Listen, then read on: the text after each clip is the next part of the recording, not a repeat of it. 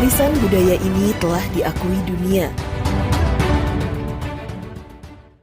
Rahasia kemerdekaan Indonesia dalam kitab kuno Majapahit.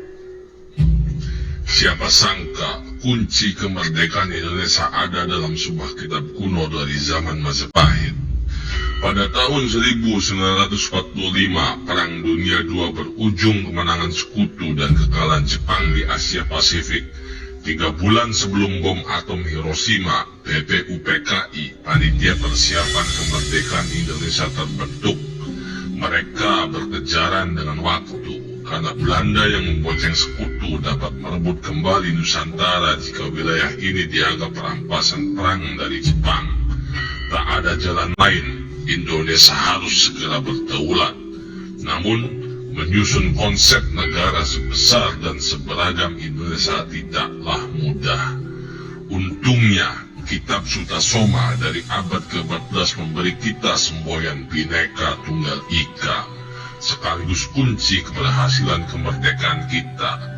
Meski Kakawin Sutasoma adalah karya sastra dan bukan catatan sejarah seperti Negara Kertagama dan Pararaton, dalam kolofon atau catatan penulis di bagian akhir, Empu Tantular menyebutkan Majapahit sebagai negara yang berdaulat.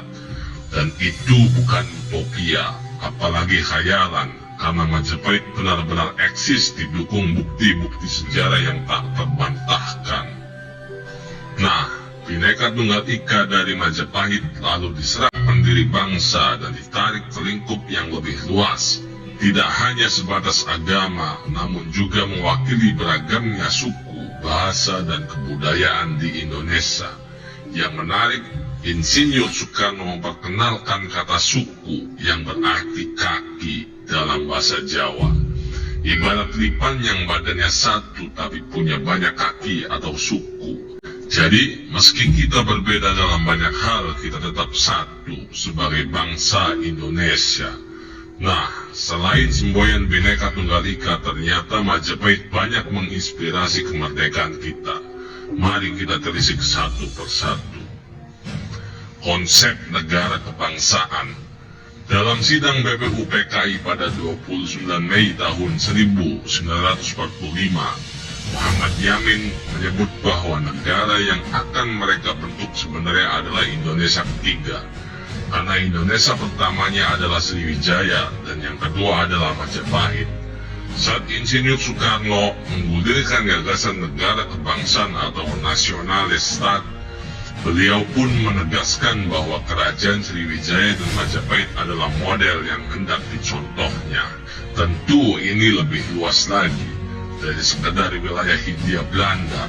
Karena pada masa keemasannya, cakupan Majapahit membentang dari ujung utara Sumatera hingga Irian atau Papua. Wilayah Indonesia terdiri dari ribuan pulau dan budaya, namun semua diikat menjadi satu konsep bernama Nusantara. Satuan Nusantara yang beragam. Nama Nusantara sudah tercatat sejak zaman Singasari, salah satunya dalam Prasasti Mula Malurung 1255 Masehi. Namun, nama ini semakin populer di era Majapahit karena politik ekspansi yang dikerjakannya. Empu Prapanca kemudian mengabadikan wilayah-wilayah Mandala Nusantara dalam Kakawin Negara Kertagama 1365 Masehi. Nama Nusantara kembali bergaung saat Ki Hajar Dewantara dalam Kongres Pemuda 1928 mengusulkannya sebagai nama negara. Meski nama Indonesia yang terpilih, Nusantara tetap dipertahankan untuk merujuk pada luasnya wilayah dan ragamnya budaya kita. Jadi, sepaket dengan Bhinneka Tunggal Ika, kata Nusantara dari zaman klasik ini mengingatkan kita beragaman adalah kekuatan, dan sampailah kita ke warisan berikutnya, Sang Saka Merah Putih. Tahukah Anda, Majapahit juga mewariskan Sang Saka Merah Putih sebagai bendera kita? Bukannya bendera kita asalnya dari bendera Belanda yang disobek bagian birunya?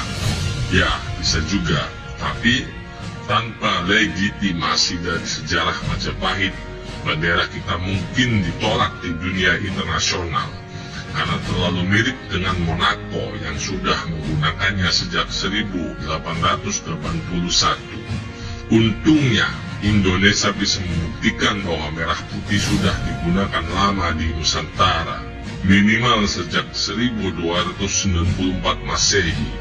Menurut prasasti Kudadu yang dikeluarkan Dyah Wijaya yang berkuasa pada tahun 1293 sampai 1309, pada saat itu merah putih memang sudah digunakan sebagai bendera, meski awalnya menjadi panji kerajaan Daha atau Kadiri yang memberontak terhadap Singasari. Selain bendera, lambang negara kita berakar pada Majapahit.